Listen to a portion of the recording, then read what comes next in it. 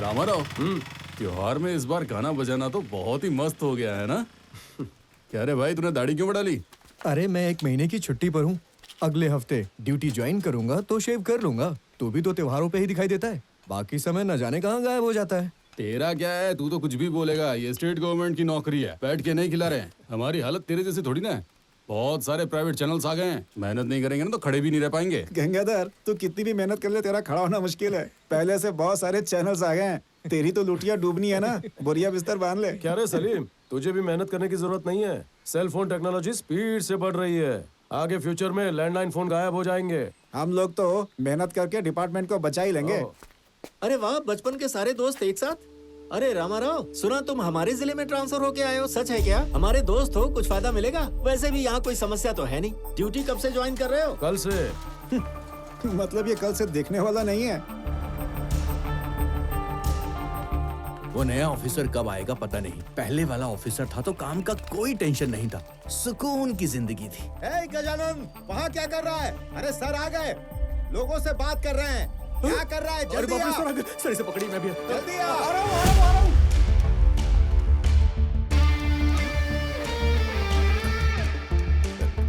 नमस्कार सर, मेरा नाम गजानंद है सर। आपने मुझे कहा होता। आप ये खुद क्यों कर रहे हैं सर? मैं इन लोगों को बाहर भेज देता हूँ, आप आराम से कुर्सी पर बैठिए सर। मैं तुझे सिर्फ 15 मिनट दे रहा हूँ। पूरा स्टाफ मेरे सामने होना चाहिए। सब लोग आ गए? मैं यहाँ पर सिर्फ 2 ही बात कहूंगा। पहली, जब तक मैं यहाँ पर चार्ज में हूँ तब तक ढेर सारी फाइल्स और पब्लिक का लाइन में खड़े रहना नहीं होना चाहिए। ये कभी मत सोचना कि आई एम अंडर पेड, समझ गए? इसके बजाय मेहनत और लगन से काम करने की भावना होनी चाहिए। दूसरी बात, रेवेन्यू रिकॉर्ड्स में बदलाव करना, बड़े पत्थरों का घोटाला, रेत और मिट्टी की हेराफेरी करना, birth and death nativity certificates, property का इनकम टैक्स, प्रॉपर्टी के क्लियरेंस जैसे सारे मामले। मैं जानता हूं इन सब मामलों में रिश्वत ज्यादा मिलती है, बंद कर दो। हम यहाँ आपकी जेब गर्म करने नहीं बैठे हैं। रिमेंबर, हमारे देश के संविधान में जितने भी सेक्शंस हैं, हम ही उनके बॉस हैं और हम ही उनके नौकर। Any questions? मेरी कही हुई दोनों बातें जिसे मंजूर हो वही यहाँ काम कर सकता है और अंदर आ सकता है, नहीं तो नो पे लीव अप्लाई करके ट्रांसफर के लिए ट्राई करो। ओके?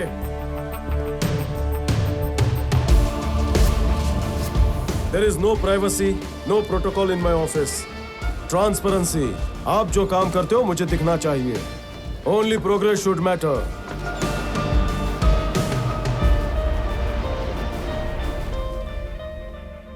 सर, इनकी अर्जी बहुत दिनों से पेंडिंग है। किसान है बेचारे। 2 एकड़ की जमीन के लिए इन लोगों ने सरकार को एप्लीकेशन दिया था सर, लेकिन वो ऊंची जाति के हैं। मैंने बोला कि उन्हें ये जमीन नहीं मिल सकती है, फिर भी रोज ऑफिस आ रहे हैं सर। लेकिन अभी वो मेरे पीछे ही पड़ गया है, बोल रहा है आपसे कुछ जरूरी बात करनी है। मालिक, किसान अगर 15 हफ्ते जमीन पर मेहनत ना करें तब तक हमें अनाज खाने नहीं मिलेगा। आज के कामों की लिस्ट में इनकी फाइल भी होनी चाहिए। मैं साइन कर दूंगा। गवर्नमेंट कोर्ट जाएगी।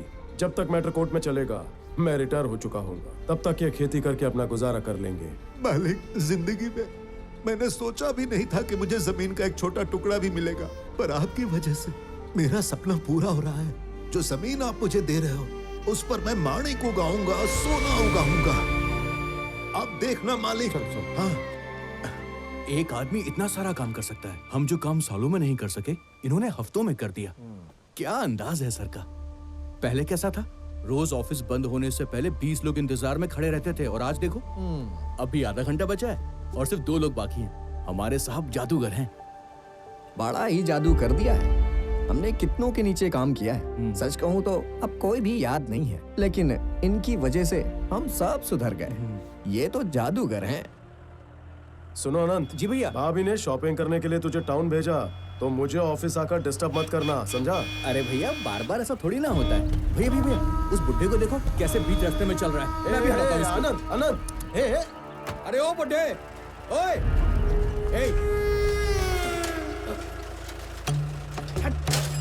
ए, कब से भैया हॉर्न बजाए जा रहे हैं, ये सुनाई नहीं दे रहा है क्या? हाँ?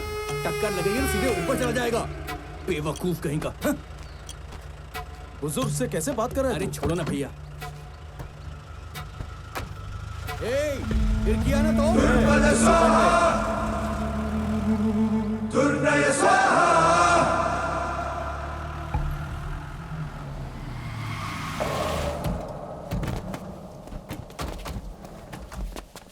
सर तुम पे भरोसा ही नहीं करना चाहिए था। सोचा था काम आसान हो, इसीलिए मैंने उठाया। और वहां पे तुम लोग मेले में सिर्फ ऊपर से नीचे घूमते रहे। कैसे लोग आते हो जाते हो, आते हो जाते हो, किसी काम के नहीं हो। हट! सर मुझे ऐसा लगता है कि माल जो है वो दूसरे रूट से एक्सपोर्ट हुआ है। माल एक्सपोर्ट नहीं हुआ, ये मैं लिख के दे सकता हूँ। और ये बात मैं नहीं बोल रहा है, वो जो माल डायरेक्टली एक्सपोर्ट करता है ना, वो डॉन, उसने बोला तुम सब लोग माल ट्रेस नहीं कर पाए, अब माल देश में है ही नहीं, ये बोल के येड़ा मत बनाओ। सर एक काम करते हैं, 4-5 टीम रख लेते हैं और उन्हें यहाँ वहाँ भेजकर खुफिया तरीके से जासूसी करते हैं। रिश्तेदारों को काम पे लगा दो। अरे क्या कर रहे हो यार, मेरी वाट लगाने पे तुले हुए हो। माल को किसी भी तरह ढूंढना होगा और सरकार को ये बात पता नहीं चलनी चाहिए, नहीं तो लग जाएंगे। इतना सारा माल देश से एक साथ चला जाएगा तो भूचाल आ जाएगा, इसमें मेरा जान भी जा सकता है। जी मिस्टेक नहीं होना चाहिए। काम चुपचाप करो, लेकिन जल्दी जल्दी करो। ठीक है सर। निकलो। Good morning sir. Morning. Good morning sir. Good morning. Good morning. ये वाली भी मालनी की है। Good morning sir. Good morning. ये मालनी की है, ये भी मालनी और ये भी मालनी की है। ये सब क्या है? इसका नाम मालिनी है सर, नदी के पास रहती है। जायदाद ट्रांसफर करने के लिए उसने एप्लीकेशन भेजी थी जो कि हमने रिजेक्ट कर दी है। उसी सिलसिले में वो लेटर लिखती रहती है। सुना है कि बहुत बड़े परिवार से है वो। अरे ये कहाँ चलती है?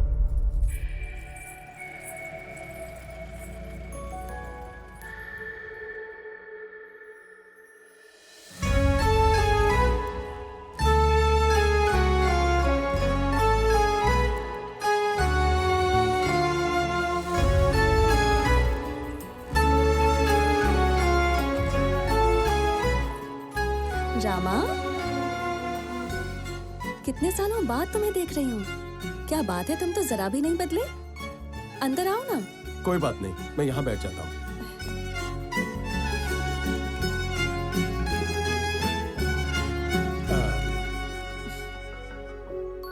तुम्हारा नाम क्या है बेटी? राजलक्ष्मी। मैं अभी आती हूँ। स्कूल जाती हो?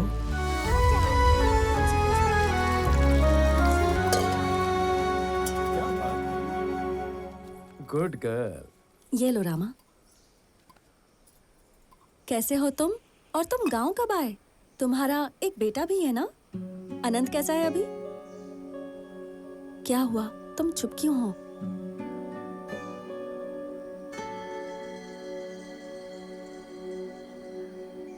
दरअसल हुआ क्या था? बेटा तुम अंदर जाकर खेलो।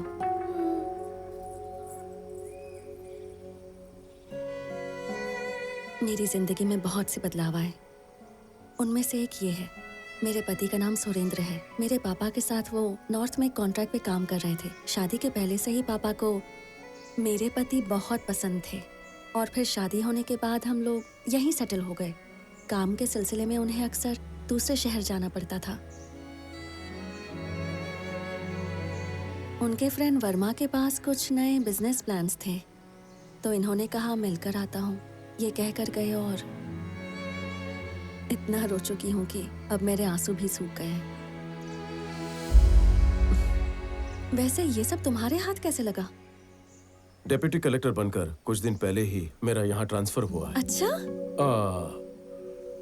घर में और कोई नहीं है? इन्हें ढूंढने ससुर जी गए थे और रोड एक्सीडेंट में उनकी डेथ हो गई। पहले सब कुछ ठीक था। जब तक सुरेंद्र थे तब तक उनके पार्टनर्स हमसे मिलने यहाँ अक्सर आया करते थे। अब तो बस सब धमकी देने के लिए ही आते हैं। पुलिस के पीछे, लॉयर के पीछे, तुम्हारे ऑफिस के चक्कर लगा लगा कर तो मैं थक चुकी हूँ। रोज एक लेटर भेजती हूँ। मुझे पता है इससे कोई फायदा नहीं होगा, लेकिन मेरे मन का बोझ थोड़ा हल्का हो जाता है। इसी वजह से मैं भेज देती हूँ। इनकी वजह से फायदा होगा। लेटर्स की वजह से मैं यहाँ पहुंचा। आज के बाद ये मेरी जिम्मेदारी है।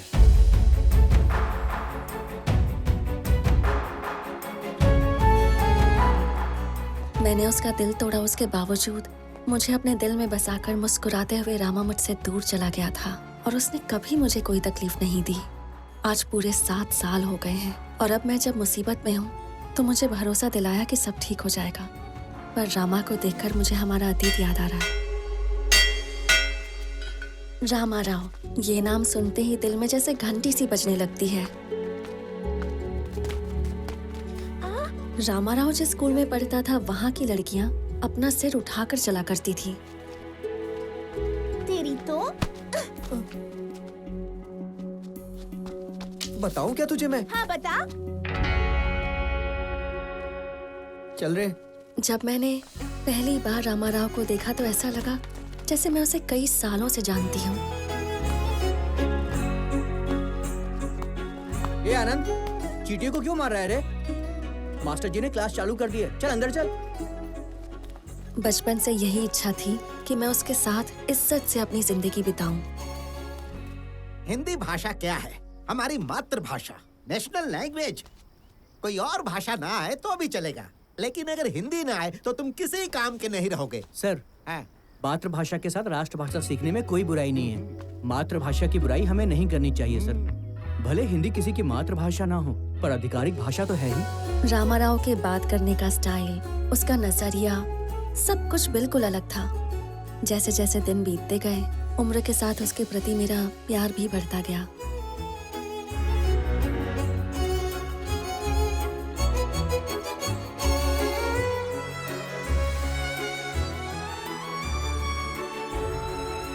अब तक 2 बस जा चुकी हैं।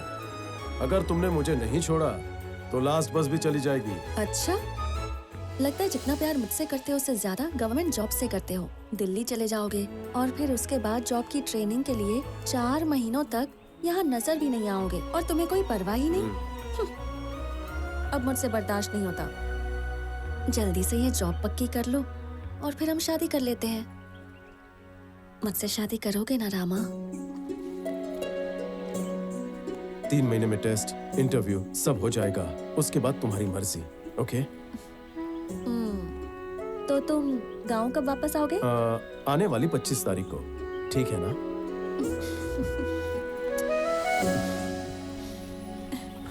रामा से शादी, फिर उसके साथ पूरी जिंदगी, यही सपना देखा था मैंने। छोटी सी भी समस्या होती थी तो उसे हम दोनों मिलकर सुलझा लेते थे। हमने जैसा सोचा था, रामा को नौकरी मिल गई। हमारी शादी की बात में कोई अड़चन नहीं आई। सब कुछ ठीक चल रहा था। लेकिन फिर एक दिन। चल बेटा, सीधे चल। इधर मैं कह रहा हूँ ना, सीधे चल। ठीक है। रास्ते में दोस्त का घर पड़ता है, उसके यहाँ चलना है। पता है उसको दुबई में नौकरी नमस्ते मिल प्रसाद गई जी। है। नमस्कार। नमस्ते बेटा। नमस्ते।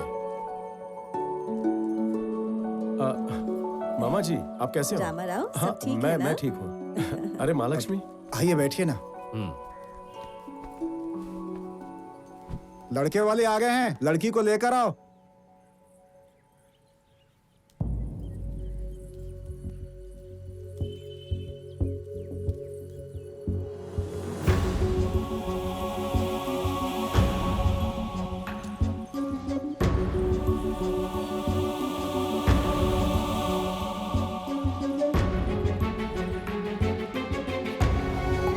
मेरी इकलौती बेटी है, नंदिनी नाम है।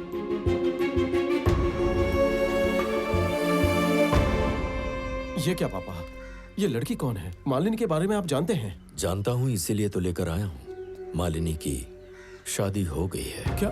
ये क्या कह रहे हैं आप? मालिनी की शादी हो गई है? बेटा, हम ये नहीं जानते कि मालिनी ने किन हालात में यह फैसला लिया। हमारे मन में डर था कि यह सुनकर कहीं तुम्हारा दिल न टूट जाए, यही सोचकर तुम्हें नहीं बताया। अब अगर तुम उसे अपना लो तो हम सब के लिए अच्छा होगा। नहीं पापा, इसके लिए मुझे थोड़ा वक्त चाहिए। फिर उसके बाद आप जैसा कहेंगे वैसा होगा। या तो किसी की जान पर बनाई होगी या तुम्हें मजबूर किया होगा। कोई तो वजह होगी जो तुमने शादी कर ली। इसमें तुम्हारा कोई कसूर नहीं है मालिनी। हमारा प्यार हम दोनों के बीच की बात थी, लेकिन शादी परिवार की मंजूरी से होनी चाहिए। प्यार में फैसले 2 प्यार करने वाले लेते हैं, लेकिन शादी के फैसले बुजुर्गों के आशीर्वाद से होते हैं। क्यों किया, किस लिए किया, ये सवाल मैं तुमसे नहीं करूंगा। तुम्हें काफी दिनों से देखा नहीं था, इसलिए मिलने बुलाया। मालिनी, एक बार सर उठाकर देखो।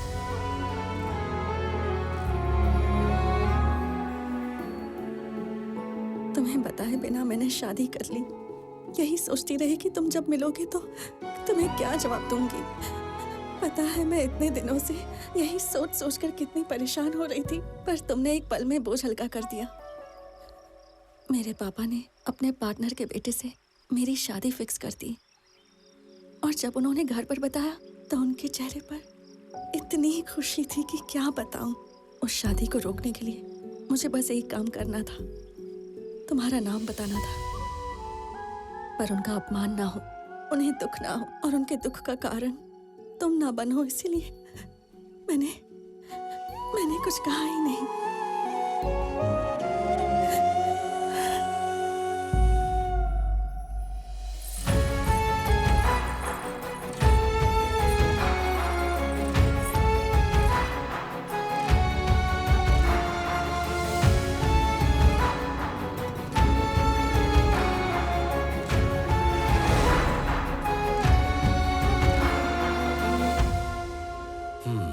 जो लड़की हमारे घर की बहू बनने वाली थी, क्या किस्मत पाई है उसने। शायद उसे कुछ मदद चाहिए थी, तुमने पूछा नहीं उससे? वो बात करेगी तो उसे बुरा लगेगा। लेकिन प्रॉपर्टी के लिए उसने एप्लीकेशन डाली है ना, उसमें मदद कर सकते हो। इस मामले में उसकी मदद हो जाए तो उसकी समस्या कम हो सकती है। ये एक छोटा सा एप्लीकेशन है, लेकिन कानून की नजर में बहुत बड़ी समस्या। लापता लोगों के लिए हम 7 साल तक कुछ भी नहीं कर सकते। 7 साल के बाद ही evidence act 107 and 10A section के तहत एजम्पशन ऑफ डेथ में विल बदली जा सकती है। ठीक है, तुम्हें जो समझ में आए वो करो। यही गफला पिछले हफ्ते भी किया था, अभी भी यही कर रहे हो। 10-15 गांव ढूंढने को बाकी है सर, शायद कोई क्लू मिल जाए। सिर्फ कहानी सुना सुना के गांव गांव घूम रहे हो। मेरे को माल के बारे में तो कोई इन्फॉर्मेशन नहीं दिया है तुमने। अगर काम नहीं होता है ना तो बोल दो, मैं ही छुट्टी लेकर मिट्टी में उतर जाता है। नहीं सर, कुछ वक्त दे दीजिए, मैं जल्दी आपको खबर दे दूंगा। मुझ पे भरोसा रखिए सर। ठीक है, बाद में बात करते हैं, चलो। जी ठीक है सर। अरे मैजिस्टर साहब, क्या बात है, आज हमारे ऑफिस में आ गए।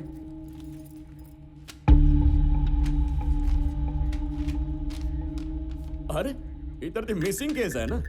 मैडम, आप ही मालिनी है क्या? अरे आप कितने सारे लेटर लिखते हो, अभी तक पुलिस को कुछ पता नहीं चला। जैसे ही मालूम पड़ेगा बता देगा, आप जा सकते। कंप्लेंट देकर 1 साल हो गया है, अब तक FIR फाइल क्यों नहीं हुई? वो आदमी जिधर मिस हो गया ना, उधर ही जाके कंप्लेंट लिखवाने का, वही फाइल करो FIR। जुरिस्डिक्शन के हिसाब से तुम्हारा फर्ज बनता है कि तुम FIR फाइल करो। खैर, FIR फाइल नहीं की, जो कंप्लेंट लिखवाई थी तुमने उसका क्या किया? हेलो, मैंने क्या हासिल किया जानने का? कशाला? मेरा प्रोग्रेस, मेरा अटेंडेंस, ये मेरे से मेरे सीनियर भी नहीं पूछते, और तू आया बड़ा मेरे से पूछने वाला थी। ठीक है, हम लोग ने कोई भी प्रोग्रेस नहीं किया। हाँ, 1 मिनट के लिए ऐसा मान लेते। तू एक बात बताना, इनके पति को घर वालों ने भी ढूंढा, उन लोग ने क्या हासिल कर लिया? हाँ? कोई भी उठता है भड़ास निकालने पुलिस स्टेशन आ जाता है, हम लोग तो इधर खाली बैठे हैं ना। अच्छा वैसे तेरे को इसमें इतना ज्यादा इंटरेस्ट काहे को? अरे मैडम, आप गलत मत समझिए। मैं यहाँ पर इनके साथ कोई रिक्वेस्ट करने नहीं आया हूँ। सब डिवीजन मजिस्ट्रेट होने के नाते पूछ रहा हूँ कि मेरे गांव का एक आदमी मिसिंग है, उसका क्या हुआ ये जानने आया हूँ।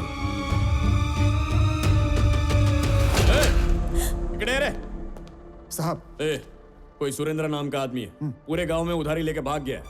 किसी के हाथ से चीटिंग का केस लिखवा दे। जी साहब। वो आदमी लोगों को फंसा के भाग गया है, ये लिख के केस क्लोज कर। जो आएगा उसको जवाब देता रहूंगा ना तो 24 घंटे भी कम पड़ जाएंगे। निकलो, हाँ निकलो निकलो, दावत नहीं है घर जाने का। आज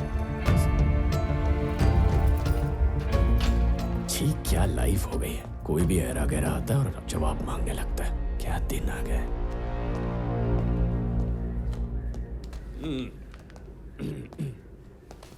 इसके अंदर इतना चर्बी भरेला है ना, इसीलिए इसको सब कलेक्टर की पोस्ट से डिमोट करके इधर भेज दिया है।